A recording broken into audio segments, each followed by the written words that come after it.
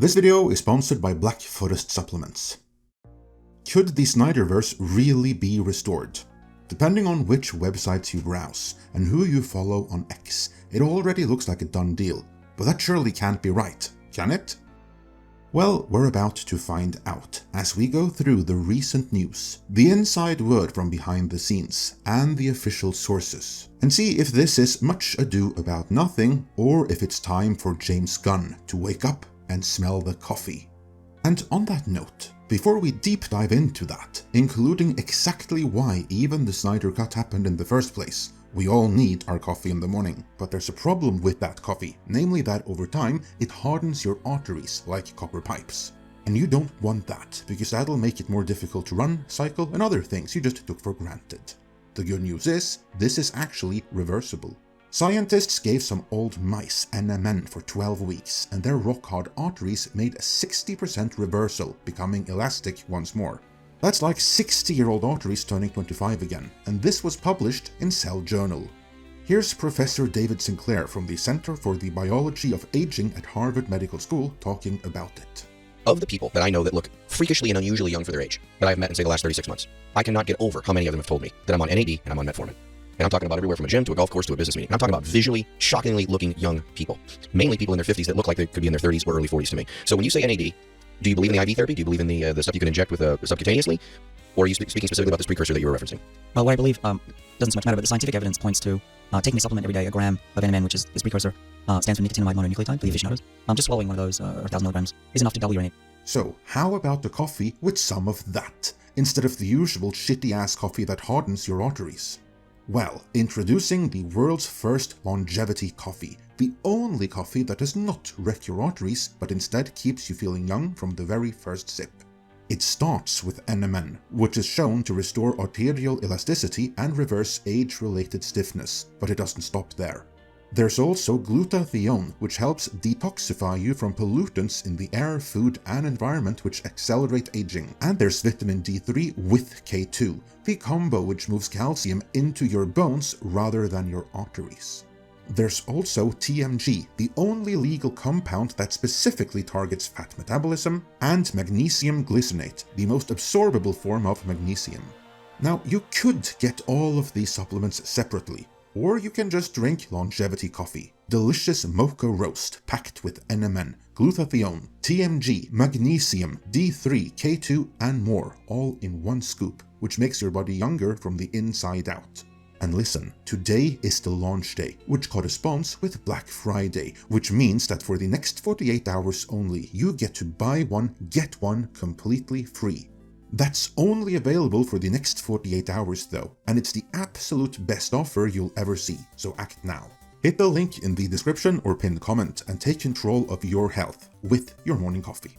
And with that, let's return to the possible return of the Snyderverse.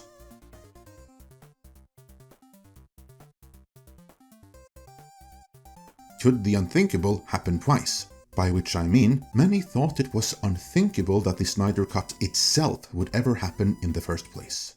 If you were to travel back in time to before it was announced, the Hollywood trade was filled with articles breaking down why the Snyder Cut would never happen, and talking heads on YouTube adjacent to the trade furthered the same message. The Snyder Cut would never happen, let it go. We, however, stated that while unlikely to happen under the circumstances at the time, there were ways it could happen if those circumstances changed. And in a nutshell, that is what happened, so our audience were less shocked when the release of the Snyder Cut was announced. Let's revisit that, because there are some parallels here.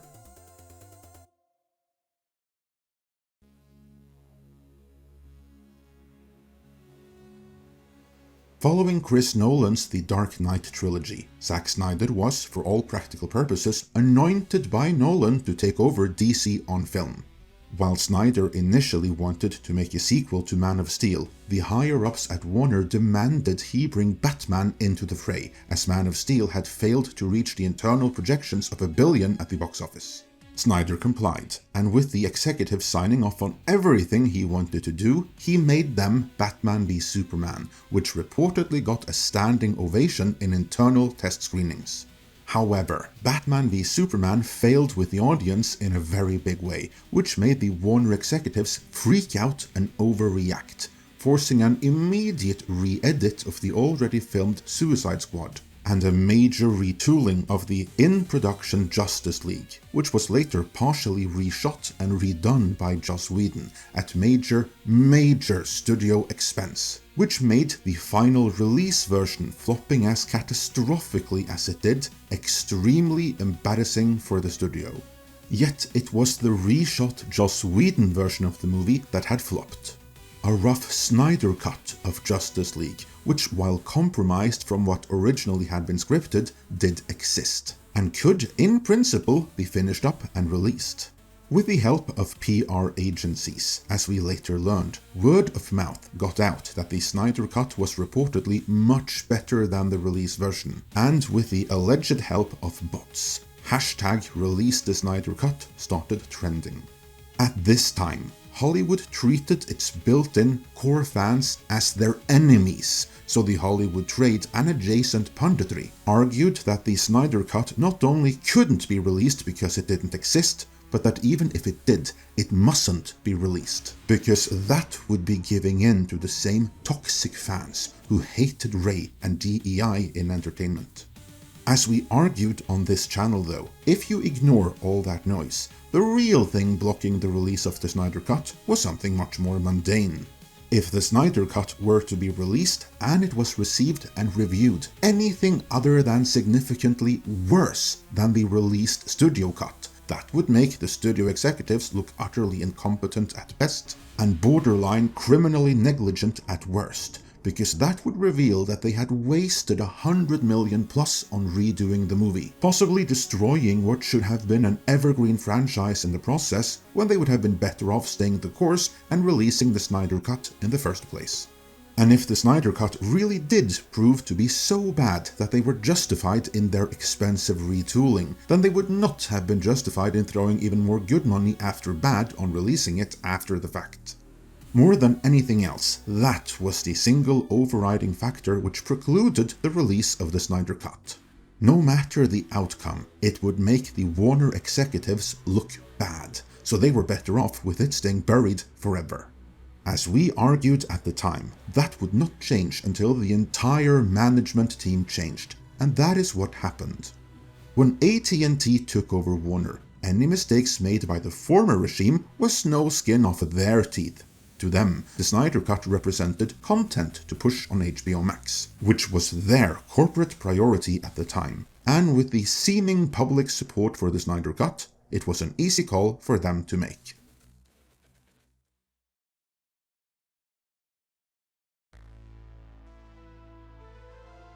While the new heads at AT&T forced the DC operation to release the Snyder Cut, the then DC regime was all about DEI and had no intention whatsoever of continuing the Snyderverse beyond the Snyder Cut. That was a one and done for them. This changed when Warner passed from AT&T to Discovery and David Zaslav, and Zaslav appointed Michael DeLuca and Pam Abdi as a de facto interim DC regime. They allowed The Rock to bring back Henry Cavill for Black Adam, and if the audience had flocked to Black Adam because Cavill's Superman was in it, that very likely could have led to The Rock becoming a new power player in DC, Cavill's permanent return, and a new direction much closer to what Snyder had started, though as reimagined by The Rock. Alas, at this critical inflection point, the audience failed the idea of Snyder for a third and most damning time. Black Adam flopped, which was strike 3. Strike 2 had been the audience actually supporting The Batman in large enough numbers to tell Warner that they were willing to accept a reboot, and strike 1 had been the Snyder Cut itself underperforming on HBO Max. Those 3 strikes from the audience were enough to tell Zaslav that it's been a decade, enough with trying to make the unworkable work. Let James Gunn start over. And so James Gunn did with Superman.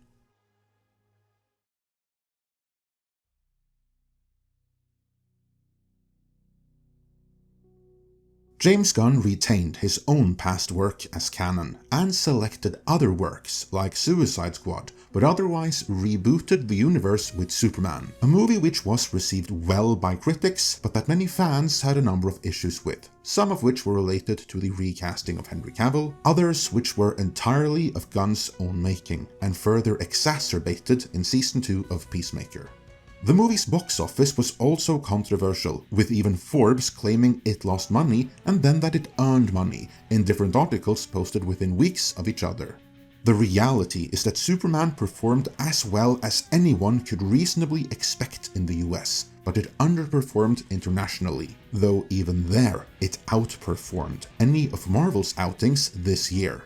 The reality, though, is that Superman didn't have to make enough money in and of its own, for it wasn't a solo movie, it was a franchise restarter, and as such, it had to win the audience back after years of chaos. And arguably, the movie did that, especially domestically, which is why the sequel was announced so shortly thereafter. Zaslav and Warner is therefore committed to allowing James Gunn to continue his course, even if Gunn has a number of detractors, and Peacemaker Season 2 only added fuel to their fire. What could bring the Snyderverse back in spite of this, though, is the same thing that facilitated the Snyder Cut in the first place: a regime change.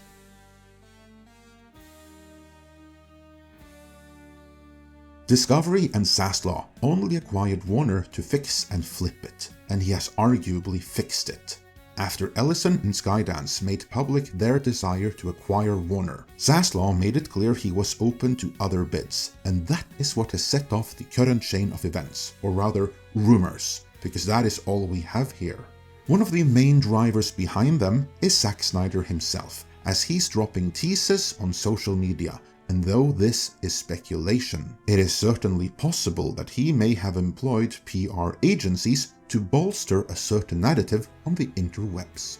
The recurring online speculation, sometimes stemming from articles proclaiming insider knowledge, is that Netflix is looking to acquire Warner, and due to their past relationship with Snyder, they would be open to bringing back the Snyderverse. Apparently, even if Snyder's Rebel Moon didn't work out for them. Snyder has also recently worked with Saudi Arabia on the film Brawler, which is key to the reports of a Saudi faction wanting to acquire Warner, and if successful at that, their alleged intention is bringing back the Snyderverse, despite the obstacles.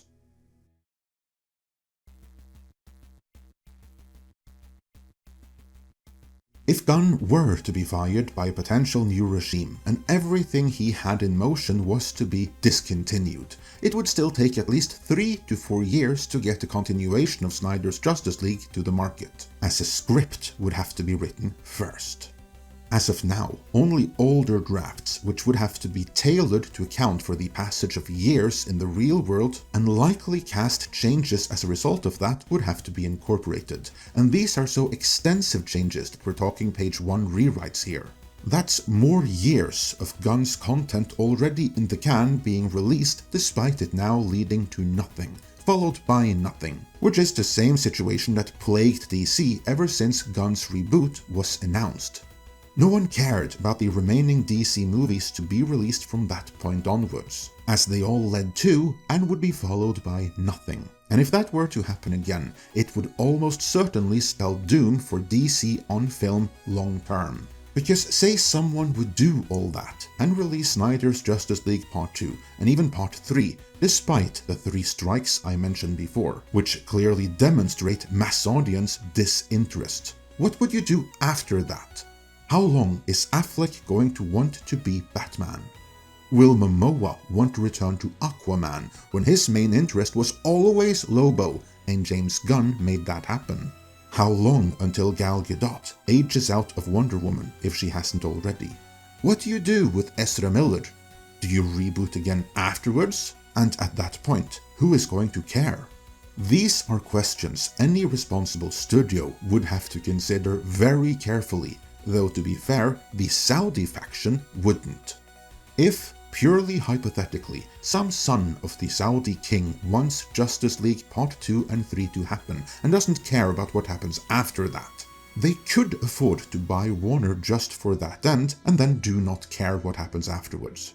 We are, after all, talking Saudi Arabia here, and therefore likely some involvement of the same royal family that greenlit Neom, a real-life dystopian urban hell on earth, worse than Judge Dredd's Megacity 1 and Darkseid's Apocalypse combined, which would have bankrupted the entire nation if they hadn't scaled it back. If you want me to do a video on Neom, by the way, let me know in the comments, because that is a fun disaster you would not believe. But anyway, back to the topic at hand. How likely is this to happen?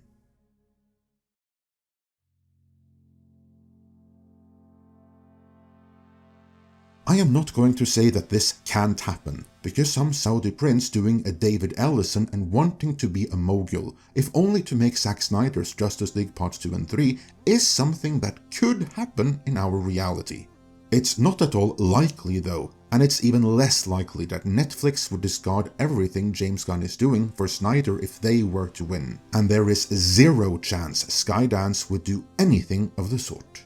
And unless Warner is acquired by someone that wants to bring the Snyderverse back no matter what, this isn't happening. What could happen though, and this is something the sources of our own Tom Connors has flaunted, is a possible animated event to conclude the Snyderverse once and for all. That wouldn't even require a change in management. James Gunn could sign off on that in tandem with his own projects, and perhaps he should. Maybe that closure is needed, and that certainly is the most likely way the Snyderverse could return before finally being concluded and allowed to rest in peace. What do you think should happen? Let me know in the comments, and before you go, remember that for the next 48 hours, you get to buy one, get one completely free of Black Forest's longevity coffee, so get yours now.